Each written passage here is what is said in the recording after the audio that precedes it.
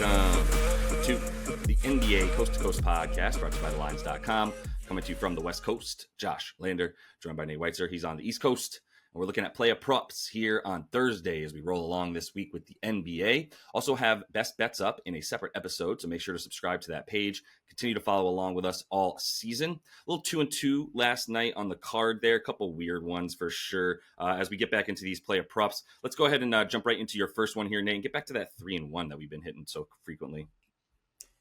Yeah, Jaime Jaquez over 13.5 points is a nice price here. I think the Heat are already starting the future here. Whatever they're able to get back for Jimmy Butler, they're like, Jaime is filling that role. And we saw last year, whenever Jimmy was out, he was very consistent, closer to 18 to 20 points a game as just like being that cutter, that small forward who kind of is able to have success, especially in more up-tempo games, which I think we're going to get here at Utah, a Utah team that has a 125 defensive rating their last 8, 121 on the season when John Collins doesn't play.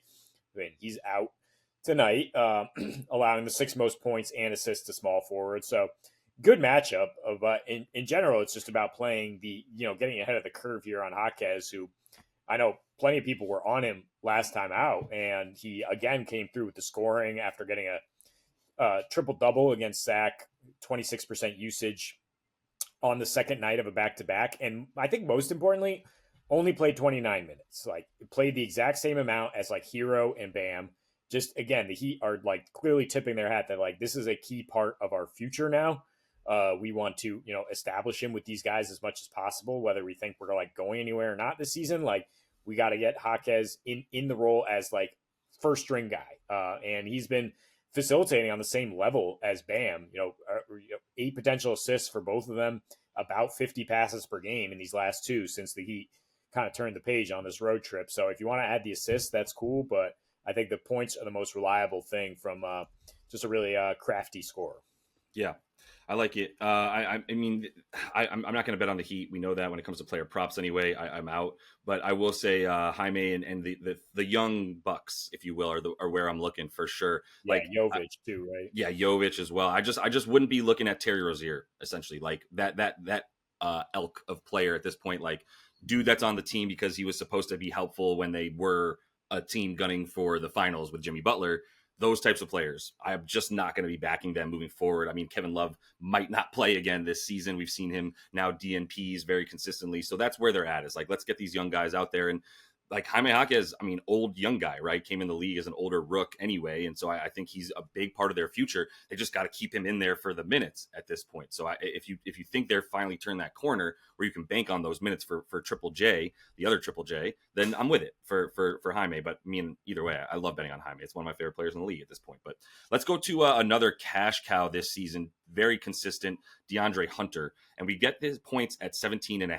So this is just a systematic smash spot for me. Even if Jalen Johnson was out there today and he's not going to be for Atlanta, I would be looking at 17. Like 17.5 is going to grab my attention for DeAndre Hunter. He took a leap. That's very, very clear this season.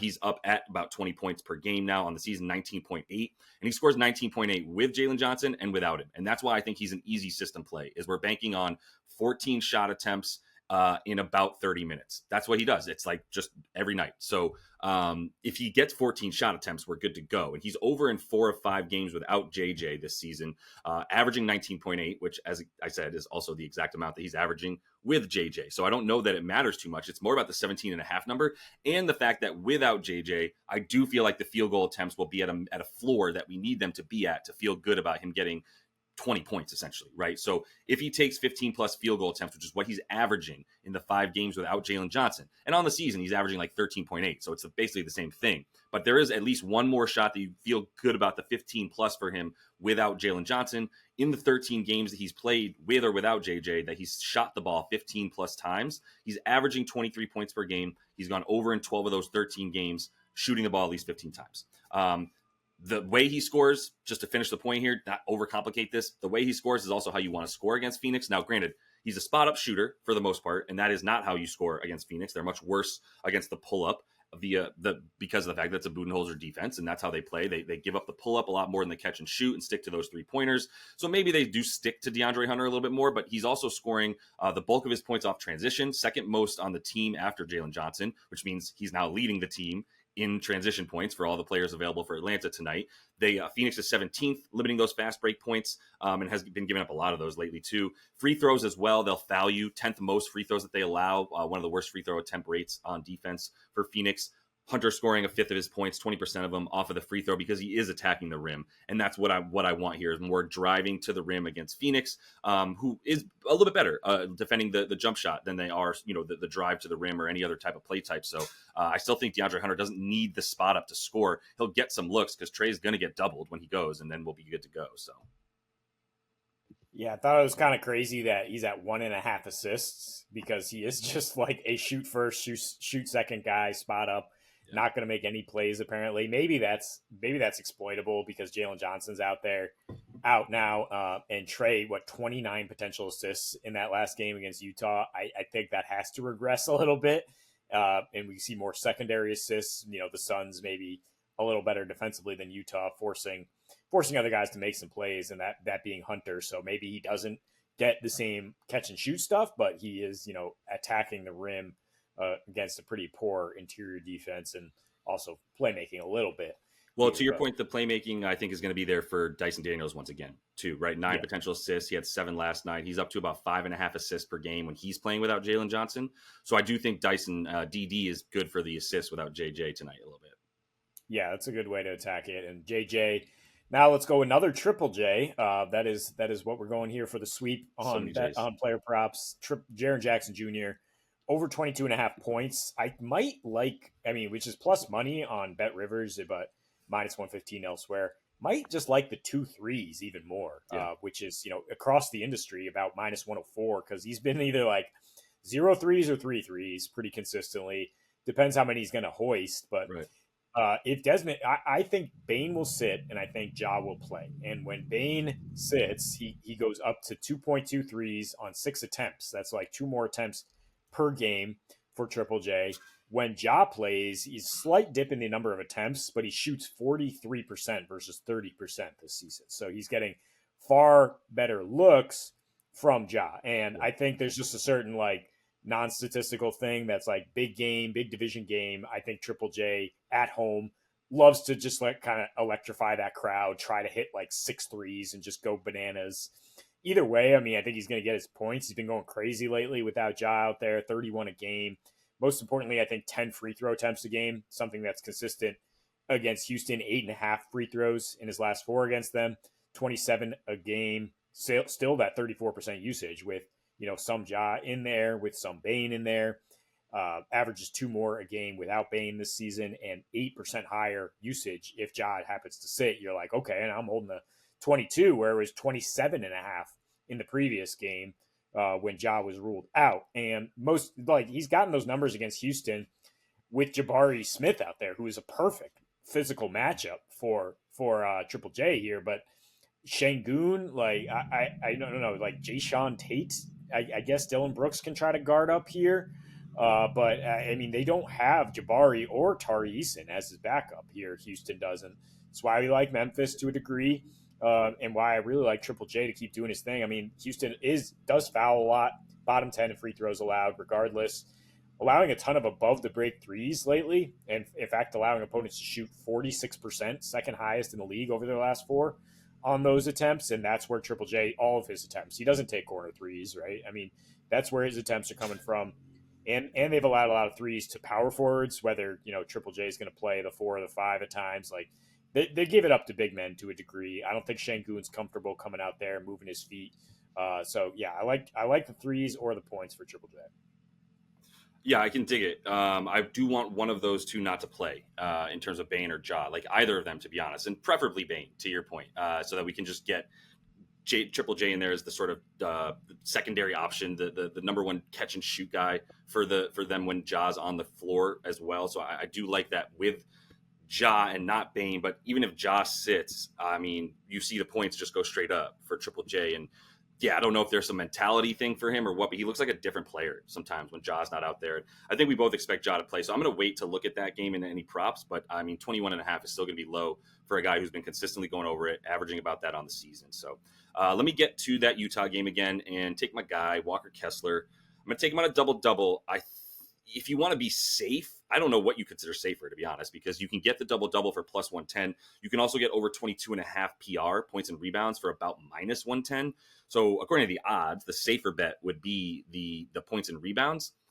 Granted, it makes sense. You don't need to have 10 of each, but like at the same time, you need to get 23. And right now you could just get 20 if he gets 10 and 10. So the odds, you can play it either way. I'd be fine with both.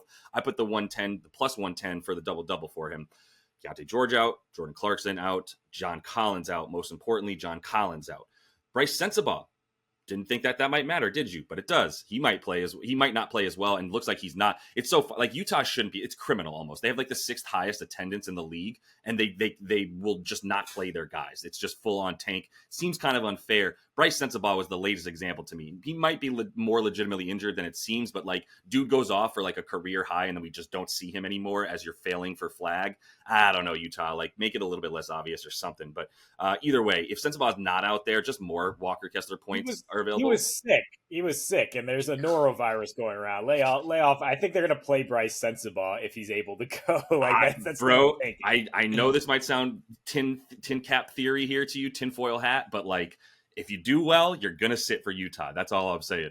Other than Walker, who maybe is a trade piece. I'm not going to try to understand what's going on out there with your boy, with the GM, with Danny out there. But let me get into just Walker really quick. I mean, if like Brent's thoughts of Sensabaugh or not, I just wanted to also say Sensabaugh season, if he does play, I do like his points, to be honest. But for Kessler, the points I'm not worried about. So they're at 10.5 as is. Yes, this is a better matchup for centers in terms of going up against the Heat rebound-wise than it is point-wise. The Heat are giving the 3rd most rebounds, so if you wanted to focus on the boards, that would be the weaker point for Bam and company this season, mostly because it's like Bam and Jaquez, Haywood Highsmith is the power forward. Like, there's not much of a lineup. So centers should continue to eat. And this man has been on one, playing at least 30 minutes. Even when you've got Collins and George and Clarkson out there, he's still getting those minutes at 30 plus now.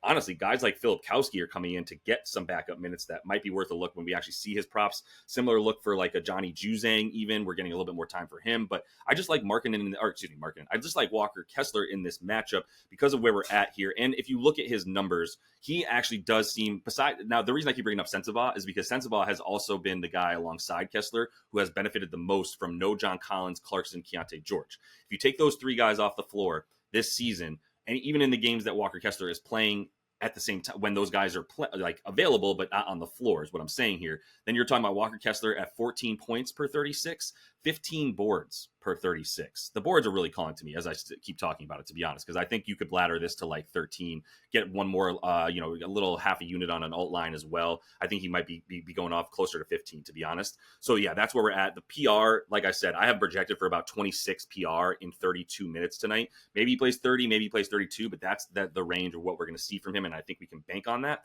So if you can bank on that, then you can bank on Kessler getting the double-double. Yeah, to answer your original question of like what's safest, it's probably just the boards on their own, right? I mean, and not counting on him to score 10. Because, I mean, while Bam hasn't been the same defensive player, like Miami's still not a cupcake matchup scoring down low, not at all, right? But their offense could just continue to be in the tank and provide plenty of rebounding opportunities. Utah has been playing faster lately without those guys, and Kessler getting all the boarding opportunities. They did as a team go 57-32 on the glass the last time they played Miami, and he's a big part of that. Totally. Somebody on Miami is going to come out with a vengeance for sure, right? Like maybe Bam, his points prop is low, even though it's been low all season. Something there. Someone up for Miami has to step up. I'm not going to try to guess who it is because I don't bet on the Heat, but I think Walker Kessler will be out there for the minutes, and this game will remain close enough. And we do like Utah to cover as well. So that's all the time we have for you, though, in Playa Props in this episode. Also got best bets up in a separate one, going over some totals and some sides for you if you're interested. So make sure to subscribe and check that out.